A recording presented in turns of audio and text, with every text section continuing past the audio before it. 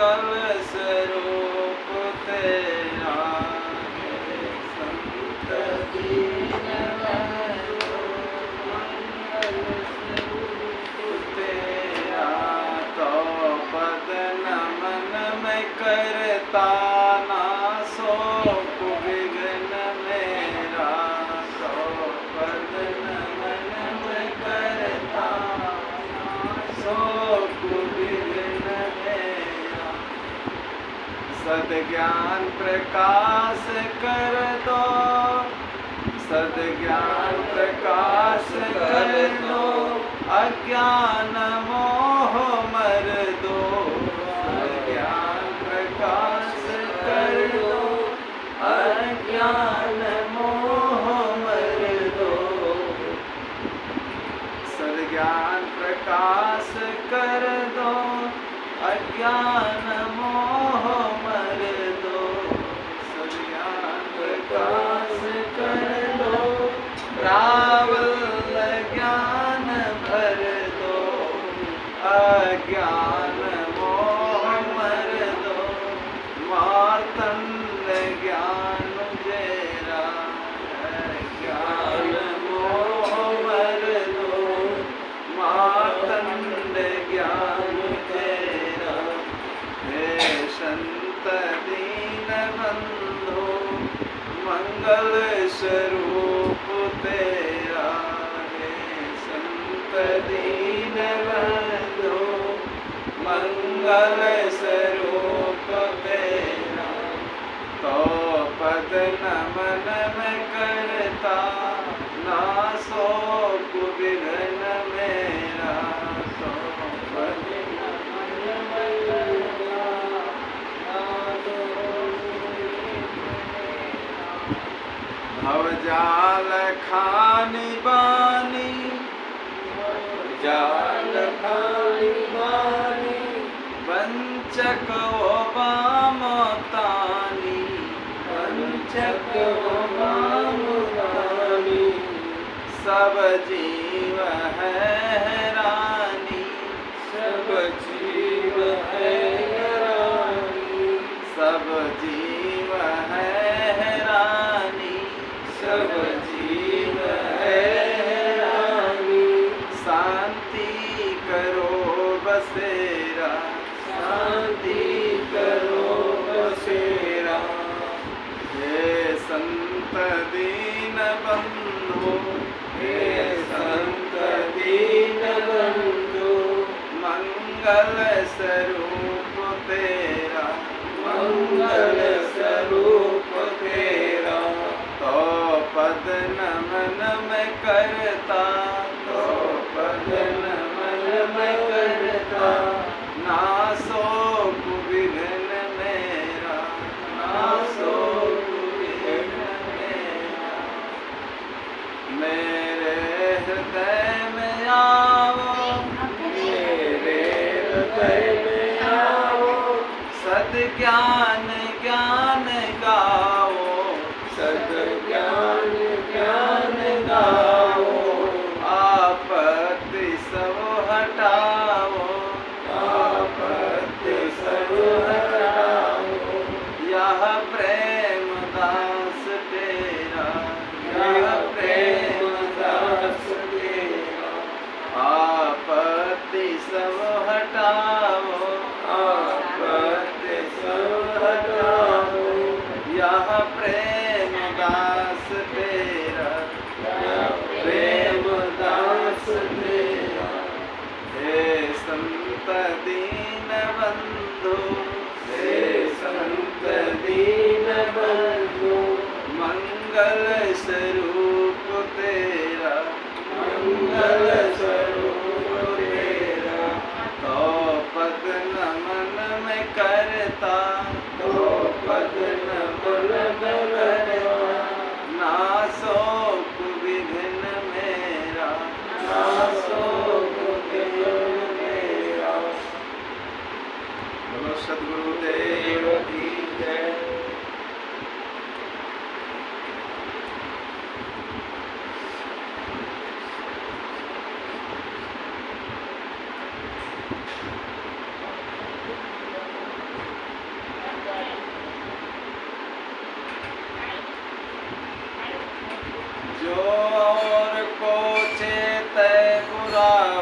उसका तो होता है बुरा, जो और को चेते बुरा उसका तो होता है बुरा, और जो और को मारे छुरा उसको तो लगता है छुरा, जो और को मारे छुरा उसके तो लगता है छुरा, जो और को चेते बुरा उसका तो होता है बुरा। जो दूसरे का बुरा चेतता है, दूसरे को बिगाड़ने के लिए सोचता है, दूसरे के साथ छल करता है, कपट करता है, बेईमानी करता है, उसके साथ भी देखे छल करने वाले तैयार हो जाते हैं। संसार में देखे बदला ये कहीं नहीं जाता। हम जैसे कर्म करते हैं अपने जीवन में, अगर हम सेवा करते हैं तो हमारी भी सेवा करने वाला कोई न कोई आ जाएगा। लेकिन दुनिया में आश्चर्य का विषय यही है, हम अपनी सेवा के लिए सोचते हैं लेकिन हम खुद सेवा करना नहीं चाहते। अगर तुमने किसी की सेवा किया है अपने जीवन में, चाहे तुम्हारे पास एक पैसा न हो, लेकिन तुम्हारी सेवा करने वाले, मदद करने वाले न मालूम कहाँ से लोग आ जाएंगे, न मालूम कहाँ से लोग आ जाएंगे और मदद कर देंगे, सहायता कर देंगे। लेकिन अगर तुमने किया नहीं है, अधिकतर यही देखा जाता है, लोग करते नहीं हैं लेकिन मदद चाहते हैं। लोग करते नहीं लेकिन मदद चाहते हैं। तो देखिए, हमने जो बीज बोया है, हमने अपने जीवन में जो बीज बोया है वही तो हमको काटने को मिलेगा। अब अगर हमने बोया नहीं है, चाहे इतना बड़ा परिवार हो, कुटुंब हो, लेकिन धीरे धीरे देखिए सब प्रेम करना छोड़ देते हैं अंत में। तो जो हम जीवन में चाहते हैं अपने लिए, वही हमको बोना चाहिए। खेत में जो तुमने बो करके रखा है, अगर बजरा ने बोया है, गेहूं बोया है, चना मक्का बो दिया है, जो बोया है वही काटने को मिलेगा। बोयो बबूरा तो खाए काया ना मिली, बोयो बबूरा तो खाए काया ना मिली, मानुष की दहिया बारंबार न मिली,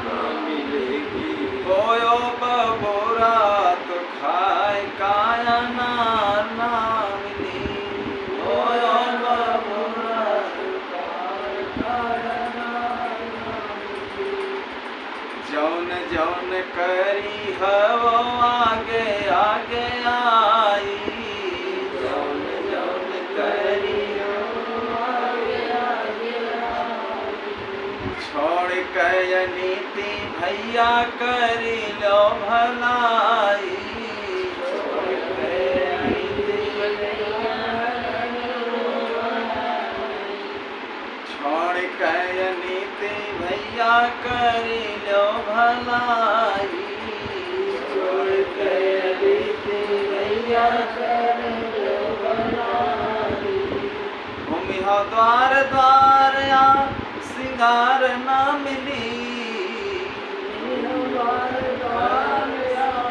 सिंगार ना मिली, बोयो बबूरा तो खाए काया ना मिली, बोयो बबूरा तो खाए काया ना, बोयो बबूरा तो खाए काया ना मिली, बोयो बबूरा तो खाए मानुष की दहिया बारंबार ना मिली, मानुष की दहिया बारंबार ना मिली, बोयो बबूरा तो खाए काया ना मिली, बोयो बबूरा तो खाए काया ना, बोयो बबूरा तो खाए काया ना मिली,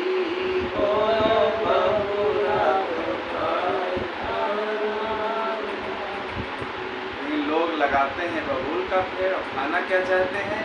आनंद। हम सेवा चाहते हैं कि बूढ़े हो जाएं, हमारी लोग सेवा कर दें, पानी पिला दें, सब कुछ कर दें, लेकिन हम नहीं करना चाहते। अधिकतर यही तो बीमारी हर जगह है। और ये बीमारी जब तक नहीं हटेगी, हम चाहते हैं सेवा करना, अगर सेवा चाहते हो तो दूसरों की सेवा करते रहो अपने जीवन में, तब तो तुम्हारी भी सेवा करने वाला कोई न कोई आ जाएगा, छप्पर फाड़ करके आ जाएगा। अगर किसी को तुमने सुख नहीं दिया है, किसी को अपने जीवन में सुख नहीं दिया है, तो तुमको भी सुख मिलने वाला नहीं। अगर सुख दिया है तुमने अपने जीवन में किसी को, तो तुमको भी देखिए कहीं न कहीं से सुख देने वाले आ जाएंगे, सेवा करने वाले आ जाएंगे। तो हर मनुष्य का कर्तव्य होता है अपने कर्मों का सुधार करके। देखिए किसी किसी कर्मों का फल तुरंत मिल जाता है और किसी किसी कर्मों का फल देर में मिलता है, लेकिन आदमी जो करता है ये कर्मों का फल उसको अवश्य भोगना पड़ता है। करोड़ों कल्प क्यों न बीत जाए, लेकिन किए हुए कर्मों का फल मनुष्य को अवश्य भोगना पड़ता है।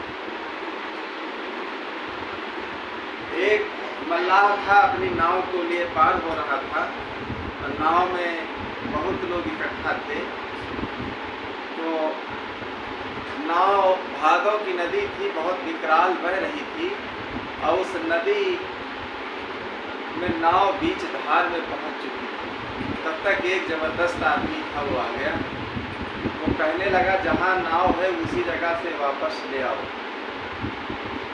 अगर नहीं लाते हो तो जब किनारे नाव आएगी तो इसी नाव में तुमको हम डुबोएंगे। तो मल्लाह बेचारा गरीब था, वो डर के मारे अपनी नाव को घुमा लाया। कहने लगा भादों की नदी है, बहुत विकराल पानी है, नाव को घुमाने में यात्री बहुत बैठे हैं, डूब सकते हैं, कहीं कुछ भी हो, लेकिन नाव को लेकर के आओ। तो नाव को लेकर के बेचारा आया और जब नाव को लेकर के आया, नाव में जगह भी नहीं थी, उसी नाव में वो बैठ गया। उसी में एक महात्मा बैठे हुए थे, गुरु चेला थे। महात्मा की लगभग 90-95 साल की उम्र थी। देखिए जगह नहीं थी, उसी महात्मा जी के ऊपर ही चढ़ कर के बैठ गए। उसमें जो अच्छे लोग थे सबको कष्ट हुआ कि अरे महात्मा जी इतने बूढ़े हैं बेचारे, देखे उन्हीं के ऊपर चढ़ के बैठ गया।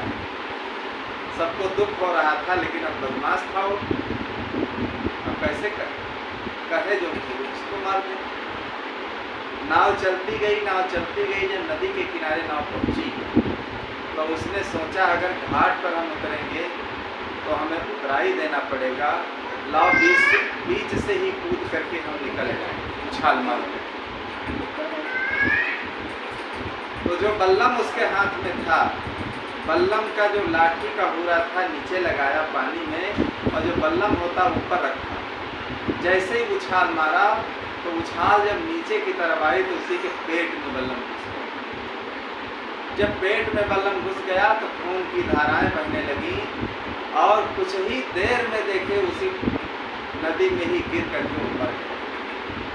सब जितने यात्री थे देखने लगे, कहने लगे देखिए किसी किसी को अपने करनी का फल देर में मिलता है, लेकिन इसको अपनी करनी का फल तुरंत मिल गया।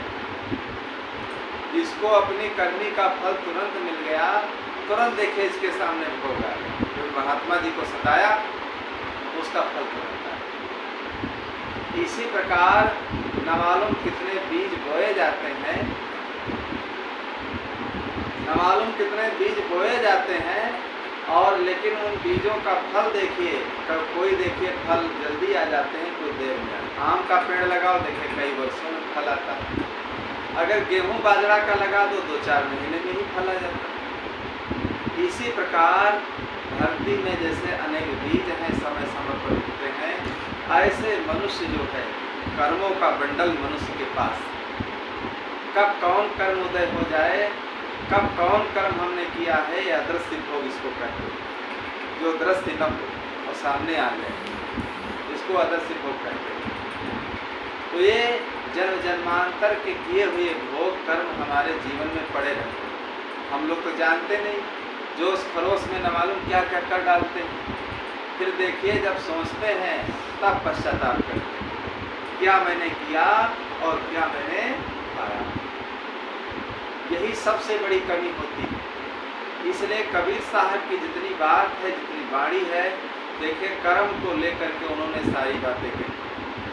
कर्म को लेकर के सारी बातें कही कि कर्मों का जो सुधार कर लेगा, जो व्यक्ति कर्मों का सुधार कर लेगा, देखिए उसका बेड़ा पार हो जाएगा।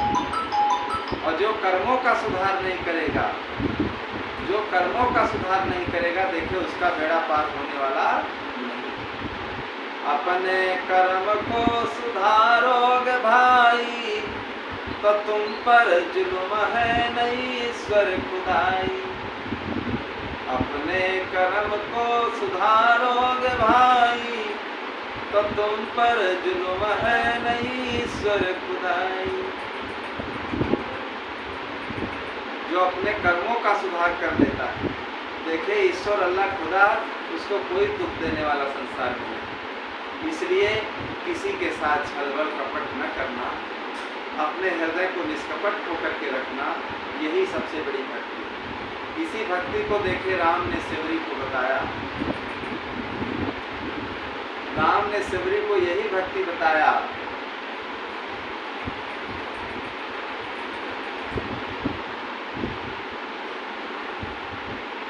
कि गुरु पद पंकज सेवा तीसर भक्ति अमान। गुरु पद पंकज सेवा तीसर भक्ति अमान। चौथी भक्ति मम गुण गणा करे कपट तदिदान। चौथ भक्ति मम गुण गणा करे कपट तदिदान। हे सेवरी, गुरु पद पंकज सेवा तीसर भक्ति अमान। गुरु के पद कमलों की सेवा और निर्माण होकर के, कोई अभिमान न रख करके, सारा मान गुमान छोड़ करके निर्भिमान होकर के सेवा करना चाहिए। तीसर भक्ति अमान। चौथी भक्ति मम गुण गण करे कपट तदिदान। हे सेवरी, चौथी भक्ति क्या है? हमारे गुणों का गान करना, हमारे गुणों को जीवन में अनुसरण करना और छल और कपट छोड़ना। छल कपट से देखिए जो लोग भरे होते हैं, वो जीवन में जो काम करते हैं सारे काम उनके अधूरे रहते हैं। मालूम तो देता है विकास हो रहा है, लेकिन विनाश होते भी देरी नहीं लगती। छप्पर पर की घास बहुत दिन तक देखिए हरी नहीं रहती, वो कुछ दिनों के बाद ही वो सूख जाती है, वो हरी रहने वाली नहीं। कब तक हरी रहेगी छप्पर पर की घास? जब बरसात खत्म होती है तो जड़ में पानी नहीं जाता, वो घास सूखती। इसी प्रकार मनुष्य का जीवन होता है। एक उदाहरण के द्वारा समझिए कि कैसे देखिए जो दूसरे के साथ गलत करता है तो गलत करने वाला देखिए उसके साथ भी गलत होकर के वैसे ही हो जाता है। एक लभ्या राम नाम का मनुष्य था। भयान में एक कथा आती है, दृष्टांत आता है कि लभ्या राम नाम का मनुष्य,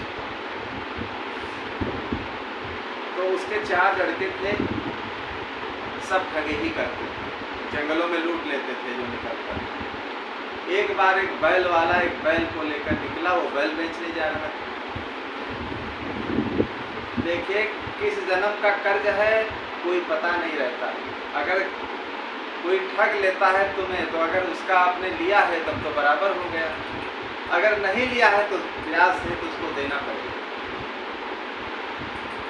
ब्याज सहित उसको देना पड़ेगा।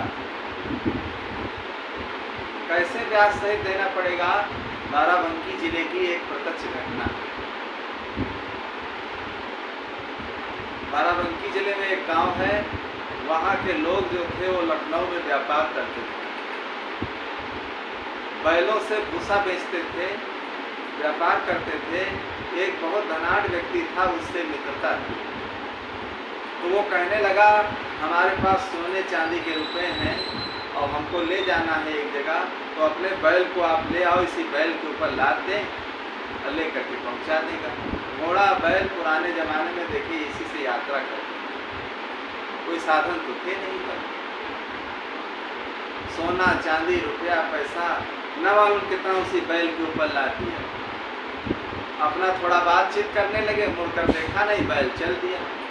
चलते चलते पूरा लखनऊ क्रॉस कर गया। जहाँ बाराबंकी जिले में गांव था, जानवर बहुत जानकार होते थे। धीरे धीरे वो वहीं पहुंच गया।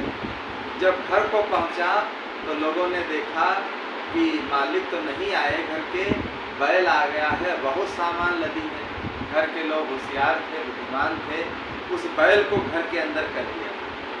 जब सामान उतारा तो सोना चांदी रुपया पैसा न मालूम कितना खजाना उसने रखा, सब उतार लिया और बैल को घर के अंदर बांध दिया, चारा पानी दे के। अब पूरा ढूंढना, लखनऊ में ढूंढते ढूंढते मर गए बेचारे, पता नहीं कहाँ बैल चला गया। जिसका बैल था उसको भी नहीं पता था। फिर संतोष करना पड़ा, अरे चलो कहीं गया, अब क्या किया जाए। जब घर को देखे बैल वाला आता है तो घर के लोग बहुत खुशी थे, बताने लगे ये तो बैल यहाँ आ गया। नहीं, धीरे धीरे चलते चलते यहाँ आ गया, कहीं यहाँ। बताओ किस जन्म का वो कर्ज था जो बैल लेकर के सोना चांदी रुपया पैसा चला आया। रास्ते में किसी ने लूटा भी नहीं। लोगों ने समझा बैल है, कुछ लादे जा रहा है। तो देखिए कहाँ से लेकर के धन कहाँ पहुँचा दिया। ये होता है मनुष्य के जीवन की कहानी होती है कि मनुष्य के जीवन में देखिए क्या हम करते हैं, कैसे रहते हैं, कैसे जिंदगी को व्यतीत करते हैं, सारी चीज़ें देखिए जीवन में अंकित हो जाती है। इसलिए बैल वाला जो था सब ठगी ही करते थे। एक बैल बेचने जा रहा था व्यक्ति, कहा कहाँ जा रहे हो, कहीं बैल बेचने जा रहे हैं, कहीं एक बैल की तो हमें ज़रूरत है। एक जंगल में बुढ़ा रहता है, चलो उसके पास चलो, जो मुनासिब होंगे पैसे बता देगा, हम दे देंगे। तो गया। अब बैल वाले को तो पता नहीं था कि ठगों का बाप है। 13 का बैल था, कहा जाओ 3 रुपये इनको दे दो। जंगल का मामला था, बेचारा 3 रुपये लेकर चला आया। ठगे ही का धंधा था उनका, और ठग लोग थे, चोर लोग थे। उनको गृहस्थी किसकी लड़की फाजिल है जो अपनी शादी करती, सब ऐसे ही थे। स्त्री का भेष बना करके वही बैल वाला पहुंचा, दरवाजे पर रोने लगा। सबने देखा कहीं क्या हो गया है, क्या हो गया, कहीं हो क्या गया, मेरे पति ने मुझको मारा है। तो कहीं तो फिर क्या करना चाहती हूँ, कहीं मैं दूसरा घर करना चाहती हूँ, अगर कोई मिल जाए बढ़िया हो तो मैं वहीं रहूँ, मैं वहाँ नहीं जाऊँ। तो कहा हमारे घर में चलो, बुला लाए उसको।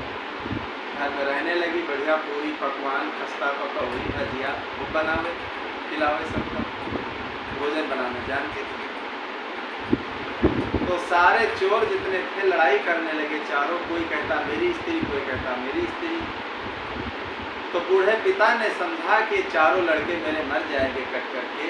तो पिताजी ने फैसला कर दिया, देखिए भैया ये हमारी स्त्री और तुम्हारी चारों की माँ, ठीक है, फैसला हो गया। तो रहने लगा। और रहते रहते देखिए जब चोरी करने चले जाते, एक दिन रात में जब नहीं आए, रात के 12-1 बजे, एक डंडा खड़ा था, खाट में उसको बांध दिया। खाट में उसको बांध दिया जो बुढ़ा था चोरों का बाप, और वही डंडा ले आए, कहा बता रे मक्कार, 13 का बैल 3 का, कहाँ धन गड़ा। मार मार करके सब धन कबला लिया, ले लिया और चला। जब सवेरे आए सब चोर, कहने लगे माता जी कहाँ गई हैं, कुछ भोजन वोजन बनाई माता जी? कहीं माता जी भैया नहीं थी, वही बैल वाला था जिसकी 13 की बधिया 3 की ले लिया था जंगल में। फिर डॉक्टर को ढूंढने लगे, बहुत घाव हो गए थे अंदर से। तो जब डॉक्टर को ढूंढने लगे, बहुत घाव हो गए थे, तब तक वही आला वाला लगा करके आ गया, घूमने लगा। कहा डॉक्टर साहब तो आ ही गए, कि हमारे पिता को आप पहले देख लीजिए, पिताजी हमारे सीरियस। और उसे तो पता ही था कहाँ कहाँ डंडों से पिटाई किया था, जहाँ जहाँ मारा था, जब आला लगावे तो मुँह पर कस के दबावे। और जब कस के दबाता था तो वो चिल्लाते थे। तो बच्चे कहने लगे डॉक्टर साहब बड़े अनुभवी हैं, देखिए जहाँ जहाँ दर्द है वहीं आला लगा। जानते हैं, कहा एक जड़ी लाना है, चारों को भेज दिया कि दिन भर में वापस ना, जड़ी बूटी की दवा लेने के। जब रात हो गई तो फिर एक जंजीर से बांध दिया, कहा बता रे मक्कार, बता रे मक्कार, तेरा का बैल 3 का कहाँ धन गड़ा, तेरा का बैल 3 का कहाँ धन गड़ा। तो जहाँ जहाँ बाकी रह गया तो वो भी सब लेकर के चला। जब लौट करके आए देखे पिता की फिर दुर्दशा। तो अति खल के शिक्षा नहीं लागत, और दुख परे तब आप हुई जागत। अति खल के शिक्षा नहीं लागत, दुख परे तब आप हुई जागत। देखिए गलत जिनका हृदय होता है उनको कितना भी समझाओ बात नहीं मानते हैं। जब उनके ऊपर दुख आता है, आपत्ति आती, कष्ट आता, मुसीबत आती है, तब देखिए वो जागृत हो। ऐसे जागृत होने वाले नहीं। तो जो और को चेते बुरा उसका तो होता है बुरा, और जो और को मारे छुरा और उसके तो लगता है। तो बंधुओं, इसलिए जीवन में अच्छे काम करके अपने जीवन को बिताना, कोई गलत काम करके गलत संस्कार न बनाना, यही सबसे बड़ी बात है, यही सबसे बड़ी भक्ति है। इन्हीं सब भक्ति के नियमों को जीवन में निभा करके जीवन को व्यतीत करना है, इसी में जीवन का कल्याण। बोलो सद्गुरु देव।